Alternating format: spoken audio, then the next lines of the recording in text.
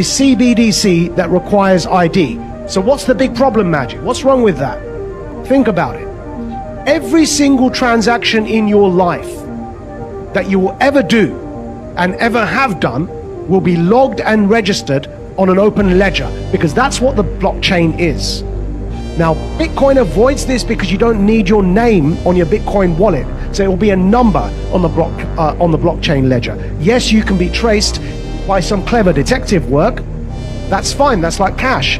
But what CBDCs are is your national identity tied to a digital currency that will log every single one of your transactions forever.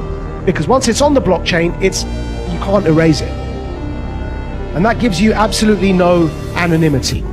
And the second concern is control, because this currency can be programmed. And when it's programmed, it means that it can be set by government and it can determine what you purchase and what you sell and what you buy.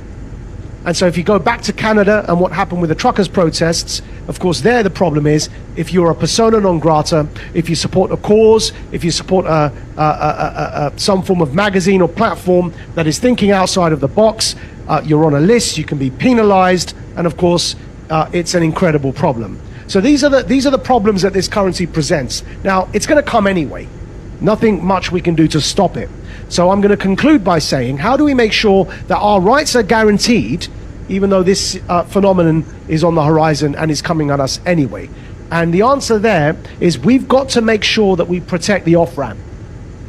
Whatever that off-ramp is, in the form of a decentralized digital currency that allows for you to trade without being traced and tracked and without being controlled, we've got to make sure that that currency, that off-ramp, that decentralized version is protected. And it's no coincidence, and my last point, that countries around the world, led by China, but others as well followed them, are banning Bitcoin exchanges. So our responsibility becomes to protect the off-ramp so that there's a choice, so that you're not permanently involved in what is total slavery or serfdom.